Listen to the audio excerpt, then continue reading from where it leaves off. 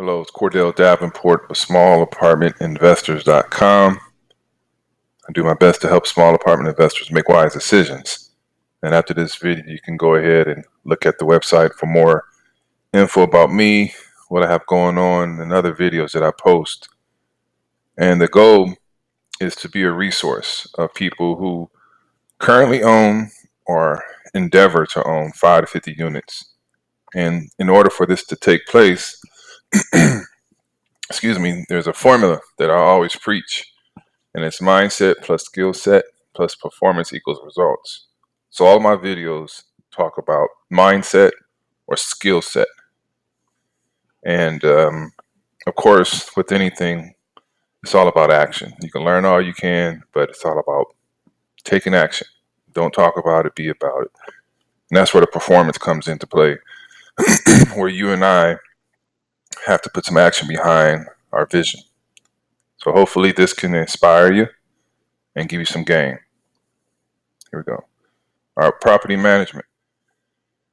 Now, most likely, if you own a small apartment building, this is an investment for you that supplements your full-time job or a business that you may own. That means your apartment management will be done in your off hours, or you do it on a weekend.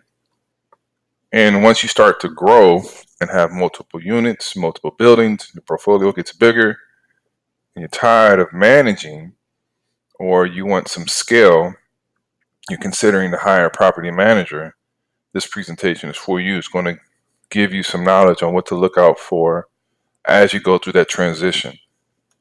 And hopefully just one of these ideas that I relate can benefit you.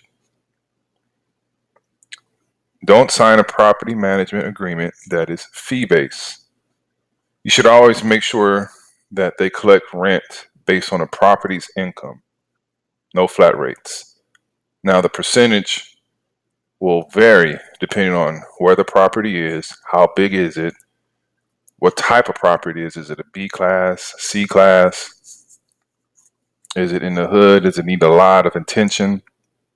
But typically, it's about 5 to 10% is what you're looking at, and that's just based upon the income of the property. What does a property income pay for?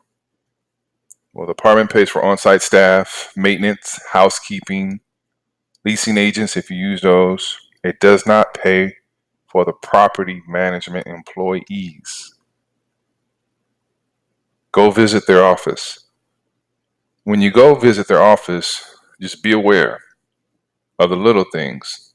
How are people dressed? Is the office messy? Stuff is just everywhere. Ask to see what type of documentation they will send you.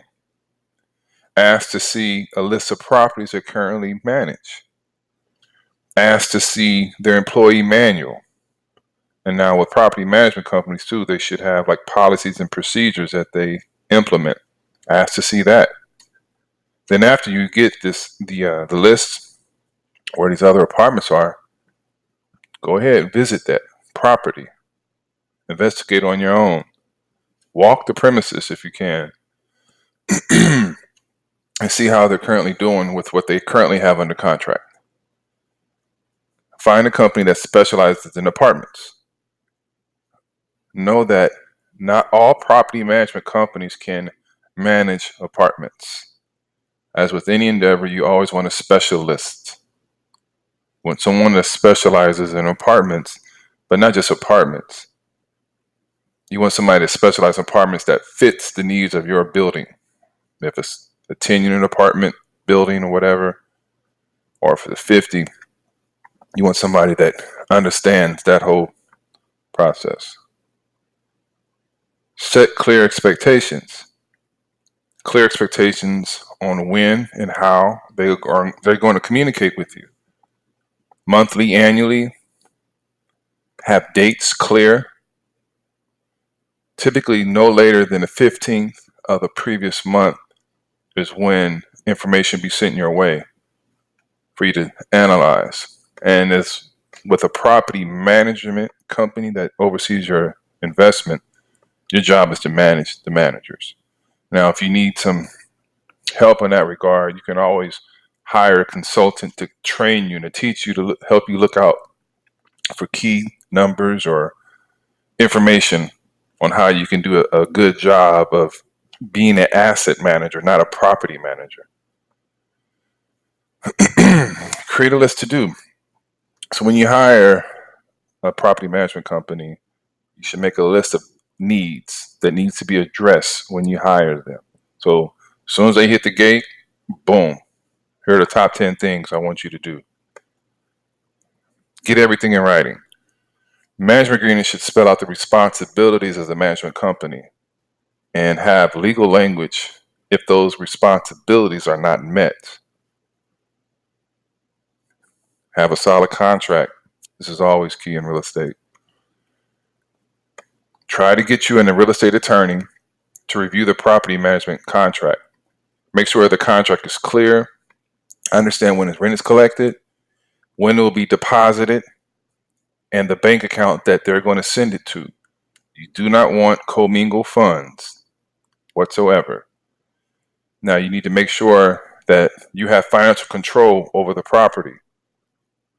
You help set the guidelines and spending habits, and you are the one to approve budgets. Now, sometimes you may say, okay, if it's anything under $300 or $200, just go right ahead. But you'll figure that out. Every apartment building is different, as I mentioned. On-site manager. I'm in California in the Bay Area, and here in my state, 16 units and up requires an on-site manager. For that person who's going to be on your property, if you have 16 units and up, ask what type of training does this person receive? Because they're going to be there as a face of the property management company. Understand their company, the property management company. Good property management companies have good employees, have good systems, and they have good structure. Structures for employees to know their role and have a seamless interaction with the systems that the company implements. So the company sets the tone, they set the guidelines, they set a system in place, and then they plug in people to play that role.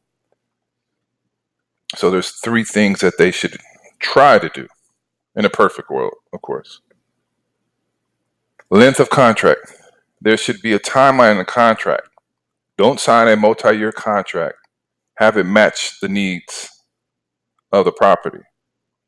If the contract has an automatic renewal lease, just be aware of the date that it's going to renew. And when that time frame comes, you can look at it and decide, all right, do you want to stick with the company or do you want to go another route? See the big picture of who is a part of the company. When hiring a property management company, you're not just hiring a company, you're hiring the people that work for the company and their contractors or subcontractors, that is, that help do maintenance and other regards on the property. Got certifications. Now with the property management, there's certifications that the industry provides. There's a variety of things from like certified apartment manager in California. There's California certified resident managers. And for that one CCRM, California certified resident managers, there's courses that a person can take. Some of them are in person, some are online, but I highly recommend that you go ahead and you can do it as well. You don't have to be a property manager to take advantage of these classes and these trainings. You may learn information about leasing and move-in process, rent collections, issues with tenants, maintenance management, risk management, budgets, fair housing laws, and so forth. So check that out. Just go ahead and Google certified apartment manager or, like I said, CCRM if you're in California. But I believe other states may have similar things as well. Financial responsibility. Property management fees does not cover property expenses. Any and all associated costs with the property are the responsibility of you and me whoever owns the property. Here's a list of responsibilities. I just pause for a minute. You can pause the video as well and reflect on some of these bullet items here.